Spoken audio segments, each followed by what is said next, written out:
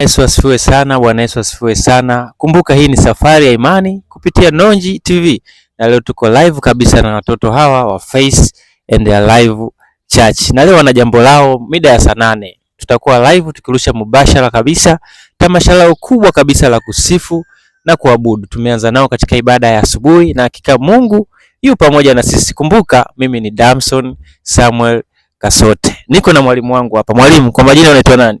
Kwa majina naitwa Gloria Paulo. Gloria Paulo. Ndiyo. Karibu kwenye safari ya imani na leo mko live kabisa kupitia Nonji TV. Asante sana. Mwalimu wetu, ungetupa fungu kidogo kwa ufupi tuweze kujadili hapa. Fungu nalo hapa ni kitabu cha Zaburi 150 mstari wa 6, na unasema kila mwenye pumzi amsifu Bwana. Kila mwenye pumzi amsifu Bwana. Vijana, mmesikia somo la leo, kila mwenye pumzi amsifu Bwana. Basi kama mmelijua somo letu, nataka watoto mnielezee kiufupi kabisa, umeelewa nini maana ya somo letu la leo? Mimi kwa jinsi nilivyoelewa, kila mtu au kila kiumbe anapaswa kumsifu Bwana. Okay, mpigeni makofi, mpigeni makofi. Aise, mwingine nani kaelewa maana ya somo hili?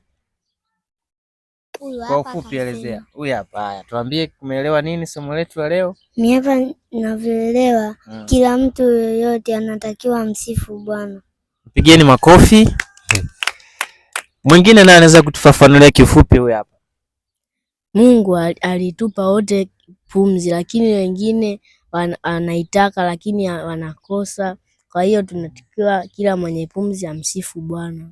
Pigeni makofi, mpigeni makofi sana, ameeleza kwa uzuri kabisa. Kumbuka hii ni safari ya imani kupitia Nonji TV. Kuna mwingine amebakia, anaweza akatuambia kwa ufupi? Huyu hapa, malizie. Umeelewa nini maana somo letu kila mwenye pumzi na amsifu Bwana? Nimeelewa. Kila mwenye pumzi amsifu Bwana kwa sababu Mungu kaumba watu ili wamsifu na wamwabudu. Amina, mpigeni makofi sana. Basi uko live kabisa kupitia Nonji TV, na leo vijana hao na tamasha lao. Usisahau kuhudhuria katika tamasha. Litaanza saa ngapi? Litaanza saa 10. Saa 10. Wote mtaimba? Ndio. Na wewe utaimba? Ndio. Bana, mimi nimewazoea kuwaona hawa na balaa wa vijana. Karibuni sana kwenye tamasha lao. Tuko live, tunaendelea na mjadala wa masomo ya Biblia. Kumbuka hii ni safari ya imani kupitia Nonji TV. Bye bye.